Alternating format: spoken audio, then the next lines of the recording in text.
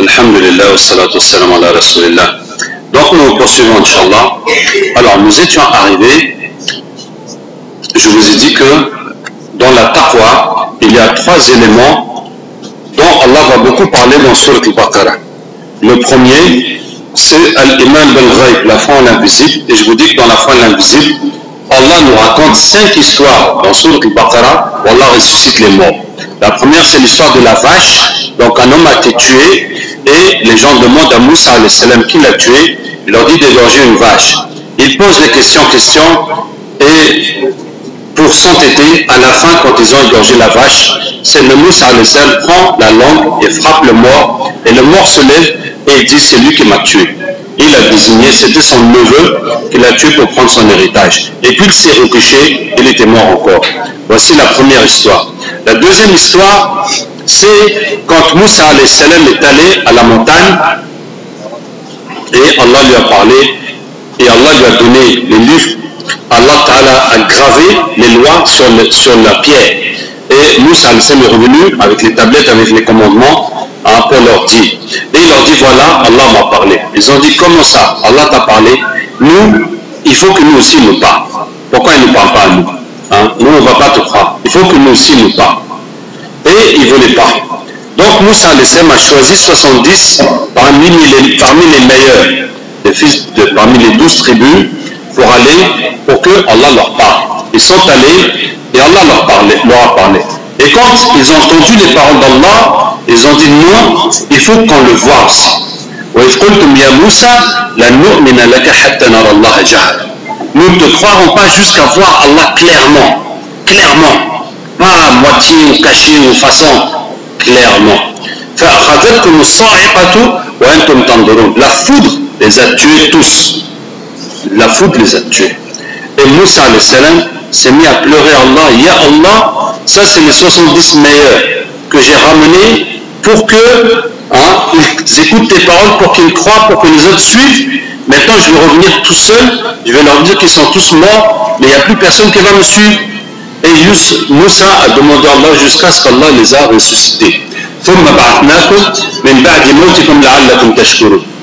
Là, ça c'est la deuxième histoire. La troisième histoire, encore sur les fils d'Israël, Allah dit Alam tara ila alladhina kharaju min diyarihim hum ulufun hadar al-maut. N'as-tu pas vu ceux qui ont quitté leur maison par milliers pour fuir la mort? Donc, les savants disent soit ils fuyaient la guerre, soit ils fuyaient la maladie, soit ils fuyaient la pauvreté, la famine. Bon, finalement, on ne sait pas. On ne sait pas du tout. En tout cas, ils ont fui pour fuir la mort. Et Allah leur a dit mourir et puis les a ressuscités. Et ils étaient des milliers. Et Allah les a ressuscités par petits groupes pour que chacun qui se réveille, il voit les autres qui sont morts, il voit comment les autres ressuscitent, pour qu'ils se voient les uns les autres, comment ils sont en train d'être ressuscités. Donc ça c'est la troisième histoire où Allah ressuscite les morts. La quatrième, c'est l'histoire de Uzair. Uzair, rahimahullah, alayhi salam. Donc il était prophète et quand les Juifs, après Sulayman alayhi salam, ils avaient un pacte avec Babylone, avec le roi de Babylone, ils ont trahi le pacte et le roi de Babylone est venu à Jérusalem, a tout détruit, tout saccagé et a pris les Juifs en esclavage. Et parmi eux, il y avait Uzair qui avait 10 ans. Et quand il a grandi, il est arrivé à 40 ans, Allah lui a dit, retourne à Jérusalem et les Juifs vont revenir et la ville va revenir comme elle était. Alors il a fui de l'esclavage, il est venu avec son âne en traversant les montagnes, un tour de montagne, il a vu devant lui la ville de Jérusalem, qui depuis 30 ans a été détruite et inhabitée. Les morts même n'ont même pas été enterrés. La ville est devenue comme une forêt. Et ça lui a fait tellement mal au cœur, cette ville, que Daoud a fondé et que Sulayman a développé, où il y a eu tant de miracles, tant de signes d'Allah, où c'était l'âge de gloire des Juifs, des fils d'Israël, et qui est maintenant en ruine. Et il a dit, comment Allah va refaire revivre cette ville qui est morte? Comment Allah va ressusciter cette ville? Allah m'a dit de revenir et que la ville va revenir mais voici, je suis là tout seul, les fils d'Israël sont dans l'esclavage, comment ça peut se faire? Et il est rentré dans une grotte pour se reposer du voyage, il a posé son pain, il a pressé des raisins pour faire du jus et s'est couché pour dormir. Et Allah Ta'ala l'a fait mourir pendant 100 ans. Lui et son âne sont morts, ils ont fait 100 ans. Pendant ces 100 années, les Juifs qui étaient esclaves en Babylone, le roi de Babylone a épousé une femme juive. Et il a eu un enfant avec elle, et après cet enfant est devenu roi. Et quand cet enfant est devenu roi, il a eu pitié de ses cousins, puisque sa mère est juive, et il leur a dit, si vous voulez, il leur a dit, je vous donne votre liberté, si vous voulez rester chez moi, si vous voulez retourner dans votre pays. Ils ont dit, on préfère rentrer. Donc ils sont rentrés, et ils ont cherché Osée, ils ne l'ont pas trouvé, donc ils ont refait la ville, et les années encore sont passées, jusqu'à ce que dans la ville, il n'y a plus aucun signe de guerre et de destruction. Que tout était neuf, tout était impeccable. Et c'est là que Osée se réveille, après 100 ans que lui il est mort, et Allah Ta'ala au début lui a ressuscité que les yeux et la bouche, pour voir, pour parler. Et Allah lui dit, tu es resté combien de temps? Il dit, je suis resté un jour, demi-journée, j'ai fait la sieste, peut-être j'étais tellement fatigué, j'ai encore dormi jusqu'au matin. Et Allah lui dit, non, tu es resté 100 ans. Et regarde, ton pain et ton raisin, ton jus de raisin, ils sont intacts. Allah Ta'ala les a gardés 100 ans, sans qu'ils ne gâtent, pour montrer sa puissance. Et regarde ton âne. Et son âne était poussière. Il y avait des os qui restaient. Et Allah refait les os, le squelette, refait les organes, refait les muscles, refait la peau. Et l'âne se lève, il braille. Il dit, regarde toi-même. Avec ses propres yeux, il voit son corps. Comment aussi Allah Ta'ala lui refait tout son corps et se lève. Et Allah lui dit, regarde maintenant. Et il sort par la grotte, la ville qu'il voyait ruinée, saccagée, maintenant était toute reconstruite. Et c'était un jour de marché où les gens viennent depuis les paysans, depuis les campagnes pour vendre leurs bêtes, pour vendre leurs choses. Et c'est le marché, les autres qui vendent, et tout est animé. Et Allah lui dit, voilà. Tu as dit quoi? Tu as dit comment Allah va faire revivre cette ville? Voilà. Tu as fermé les yeux, tu as ouvert les yeux. La ville est devant toi. Je sais qu'Allah est capable de tout. Ça, c'est la 4e histoire où Allah ressuscite les morts. La 5e, c'est l'histoire d'Ibrahim avec les oiseaux que tout le monde connaît. Donc, je vous dis que dans la sourate Baqarah seule, Allah nous raconte 5 histoires de comment Allah fait revivre les morts pour nous dire qu'il est capable de tout. Et pour nous dire que tout ce que nous, on a besoin dans cette vie, c'est Allah qui peut nous le donner. Et qu'on ne doit pas chercher ailleurs. Et on ne doit pas oublier Allah. On ne doit pas penser que les créatures peuvent nous aider, peuvent nous nuire. Puisque c'est Allah qui donne la vie et la mort même. Que dire de la santé ou de l'argent ou du mariage ou des enfants? Ça c'est petit devant la vie et la mort. Donc il y a d'autres éléments de la foi dans Sourate Baqarah, il y en a beaucoup, mais je vous donne encore à titre d'exemple. Allah dit Fadhkuruni adhkurkum, évoquez-moi, je vous évoquerai. Regardez comment Allah Tabaraka wa Ta'ala nous traite avec égalité. Tu m'évoques, je t'évoque. Tu m'évoques, je t'évoque. Et ça veut dire quoi que Allah nous évoque? Nous on évoque Allah, subhanallah, alhamdulillah. Ça veut dire quoi que Allah nous évoque? C'est pas de dire, ah tiens, il y a Abdel Qadir, il est en train de faire du dhikr. Vous voyez, voilà, il est là-bas. C'est pas juste il t'évoque, dire que ouais, tu es là. Non, il te félicite, il te loue.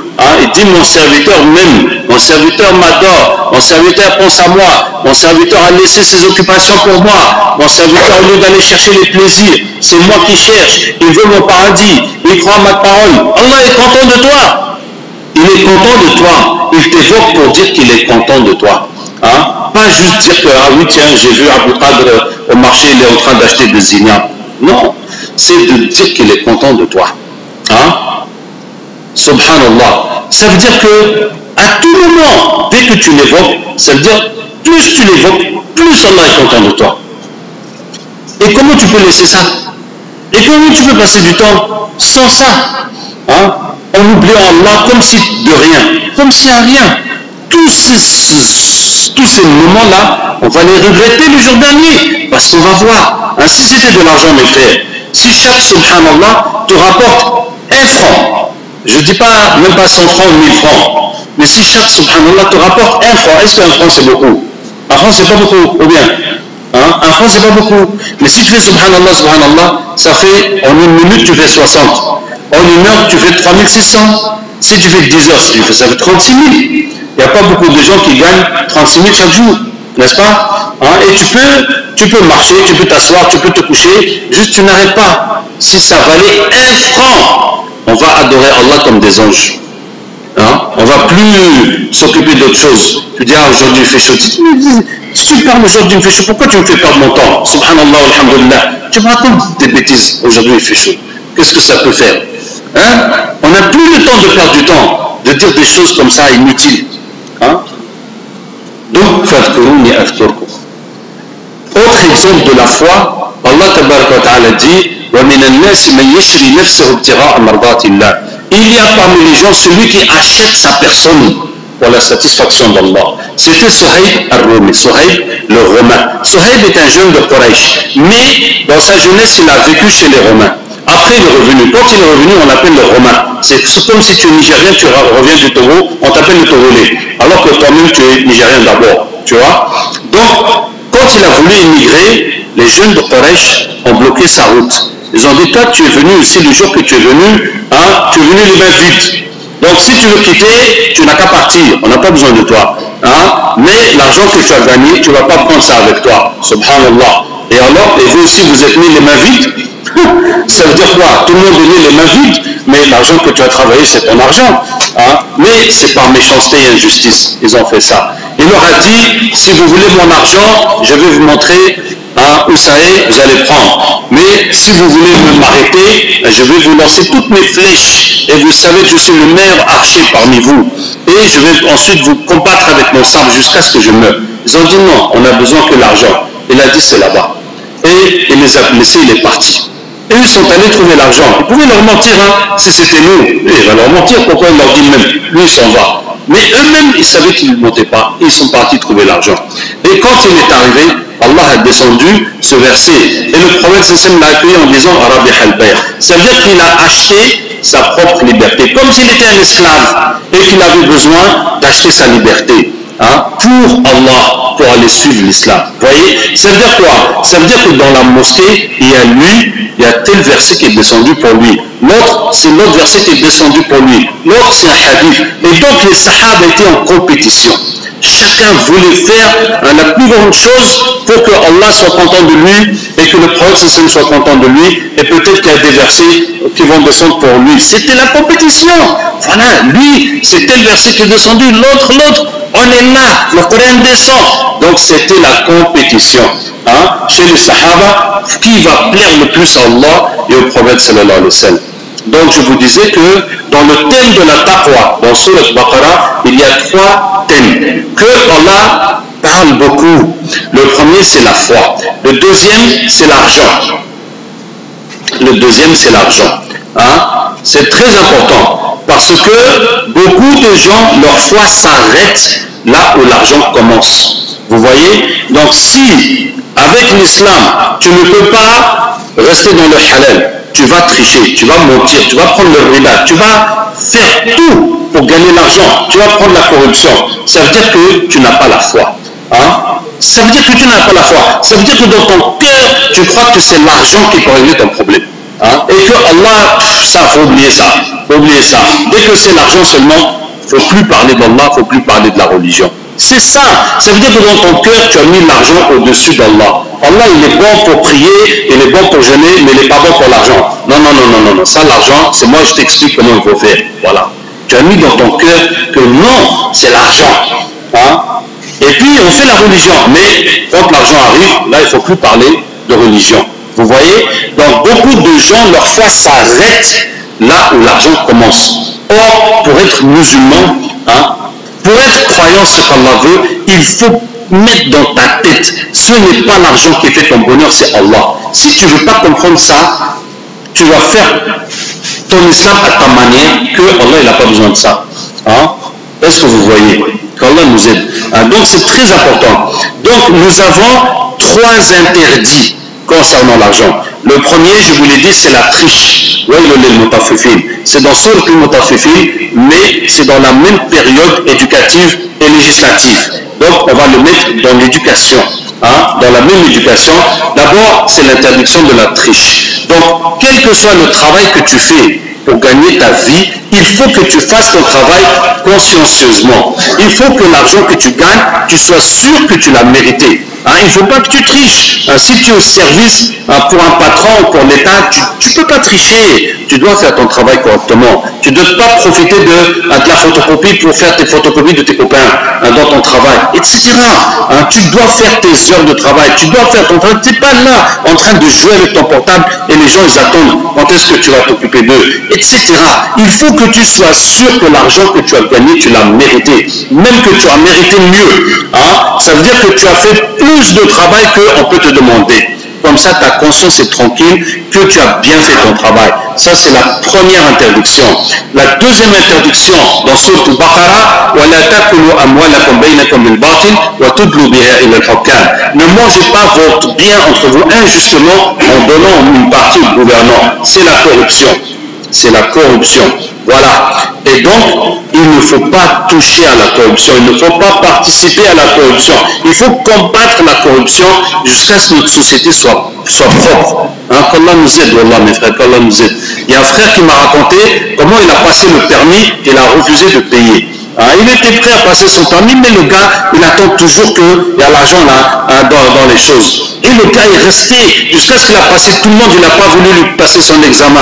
Et il s'en allait même. Il est allé lui courir après, mais qu'est-ce qu'il y a, l'examinateur, je suis là. Il dit, ah bon, j'ai vu ton dossier que tu n'es pas prêt. Il dit, non, non, non, je suis prêt. Tu vois. Et puis jusqu'à ce que c'est un policier qui lui dit, mais fais-lui passer son examen. Et il a passé. Et il a eu son permis sans payer d'argent.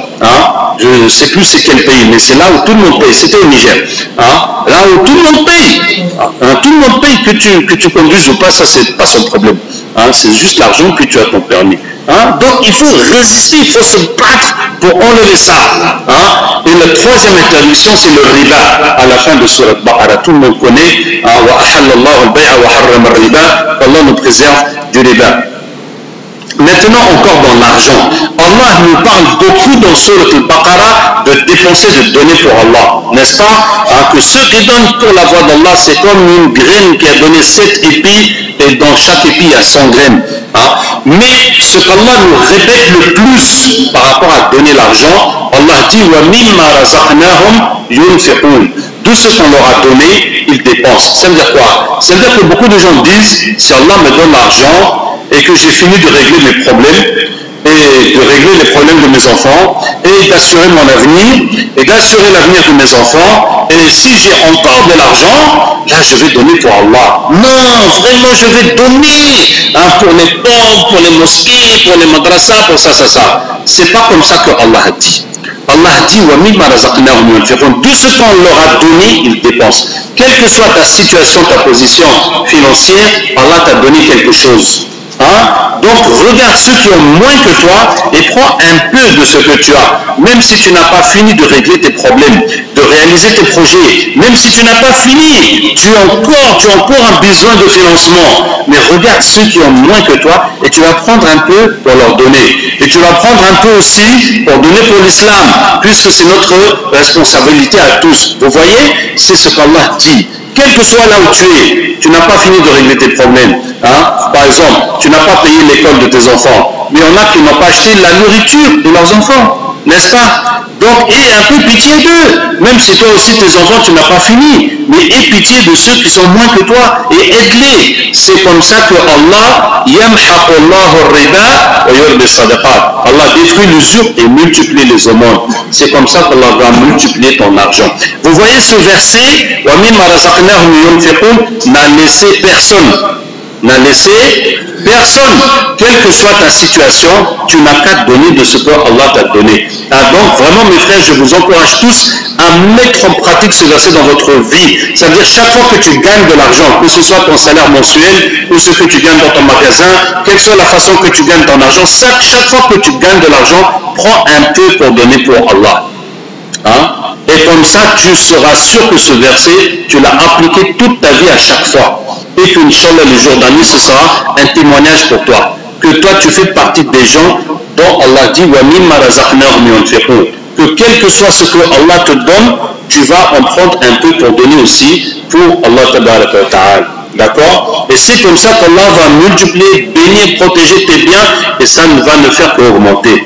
Le troisième sujet dont Allah Ta'ala parle beaucoup dans Sourate Al-Baqarah, c'est les femmes. C'est les femmes. Hein? Avant l'islam, les femmes n'étaient rien. Elles étaient comme des biens, puisqu'on héritait même les femmes. Hein? On héritait les femmes. Quand quelqu'un meurt, ses enfants courent pour attraper leur marâtre. Hein? Surtout chez les jeunes, tout ça, ils prennent les femmes de leur père. Hein? Sans mariage, comme un héritage, comme tu prends la vache et le chameau de ton père, tu prends aussi les femmes de ton père. Allah nous préserve, pas leur propre mère, mais les autres. Hein? Donc, les femmes vraiment n'avaient pas de situation. Maintenant, depuis la Mecque, Allah a donné la considération aux femmes. En faisant quoi? L'égalité dans la religion. C'est-à-dire que l'homme comme la femme sont chargés de croire en Allah, de l'adorer, d'éviter le shirk.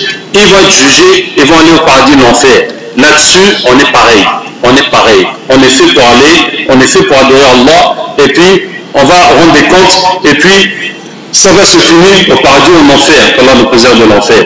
Hein? Et les femmes étaient engagées avec le prophète sallam dans la da'wa, dans le soutien, surtout sa femme Khadija, radiallahu anha, et d'autres femmes. Et les femmes étaient martyrs, comme Soumaïa. Elles ont aussi subi comme les hommes. Et quoi encore? Et parmi les choses qu'Allah a dit depuis la Mecque, c'est comment les Arabes détestent les filles. Que c'est quelque chose, comme on dit, qui est honteux. Comment ils tuent leurs filles et comment ils détestent leurs filles. Et puis ils disent que les statues là, ils disent que les statues c'est les filles d'Allah. Et Allah dit que vous-même vous ne voulez pas les filles. Quand vous avez une fille, vous avez honte. Est-ce que vous allez tuer ou garder ou comment? Et puis vous voulez dire que Allah a des filles. Bon, il y avait ça depuis la Mecque. Hein? Mais ce qui s'est passé maintenant, c'est qu'une femme est venue se plaindre au prophète sallallahu alayhi wa sallam que son mari était à la mosquée et lui a demandé d'avoir des rapports. Et elle a refusé parce que c'est dans la mosquée. Et il a dit, je te divorce. Et si tu vas finir tes 3 mois, je te reprends et je te divorce. Et chaque fois que tu vas finir tes 3 mois, je vais te reprendre et je vais te divorcer encore. Hein, comme ça, tu vas rester entre les deux. Moral l'a pas accroché, ni divorcé ni marié. Et il est venu se plaindre au prophète sallallahu alayhi wa sallam. Et donc Allah a descendu les lois du divorce. Et les lois du divorce, c'est pour protéger la femme. C'est pour protéger la femme, hein. C'est pas pour protéger l'homme. Parce que l'homme, c'est lui qui faisait comme il voulait. Personne ne peut lui dire tu veux comme ça, tu veux pas comme ça. Hein? Donc les lois sont venues pour protéger la femme, pour donner des droits à la femme, alors que c'est l'homme qui avait tous les droits auparavant. Et donc Allah dit les lois du divorce, et Allah dit dès le premier verset,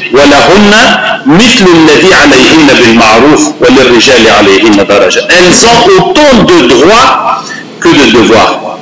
Hein? Tu peux dire ma femme, tu dois m'obéir, tu dois cuisiner, tu dois.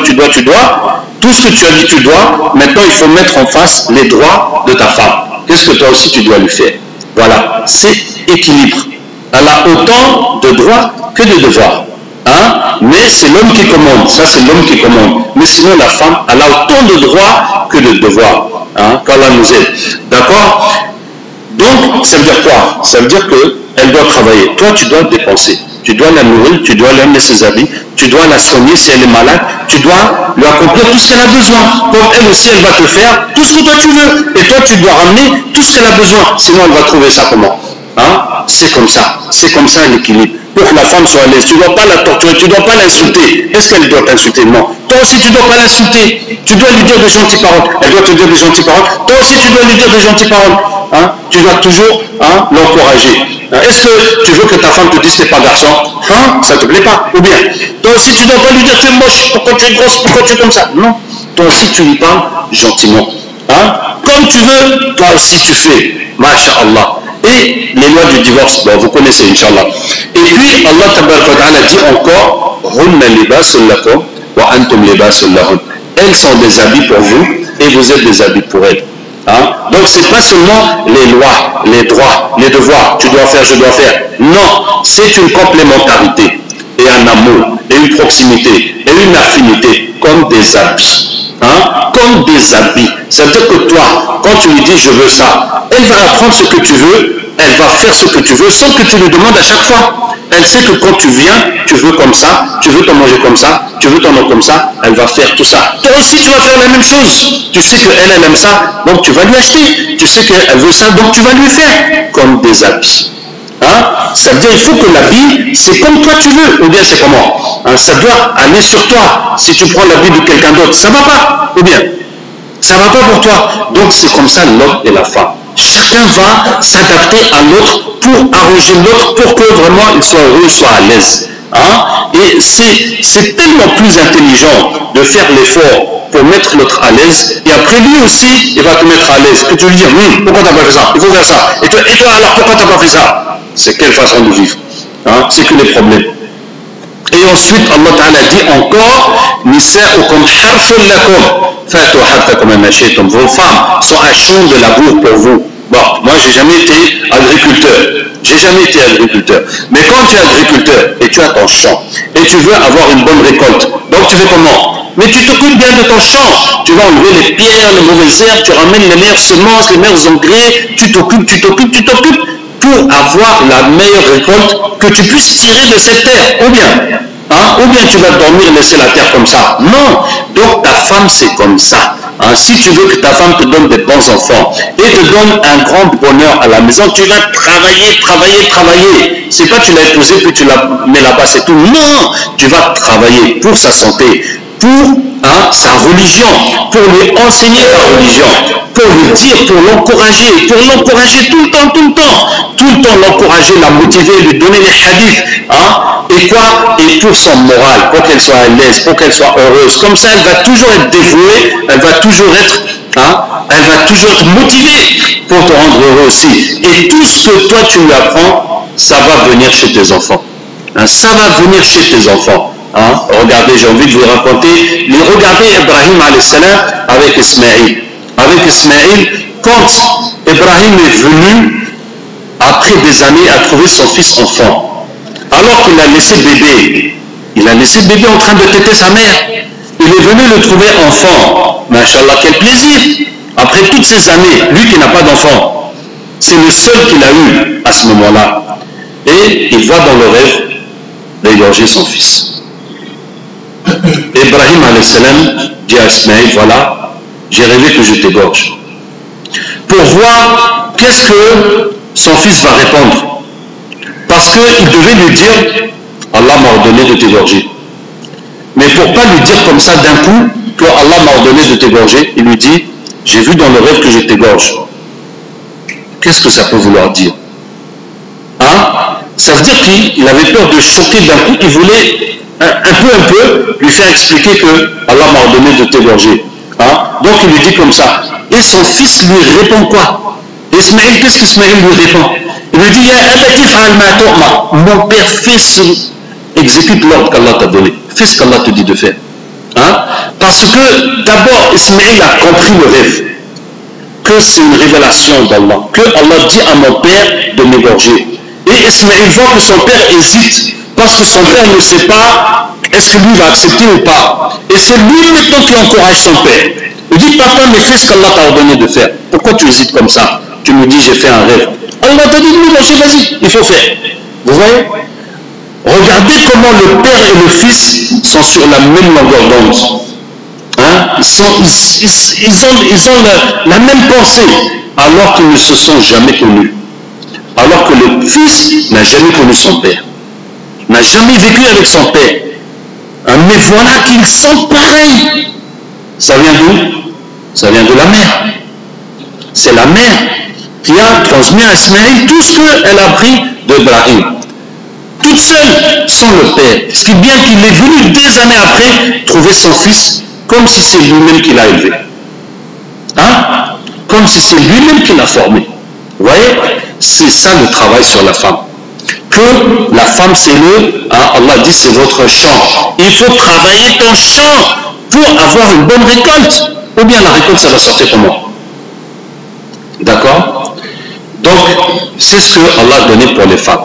Hein? Et le résultat, c'est que les femmes étaient tellement motivées pour la religion qu'elles n'ont jamais eu cette considération, elles n'ont jamais eu cette valeur et elles n'ont même pas espéré, elles ne se sont même pas battues ou faire des manifestations ou quoi, qu'on demande les droits. Non, c'est Allah qui leur a donné comme ça. C'est Allah qui a éduqué les hommes à respecter les femmes. Ok.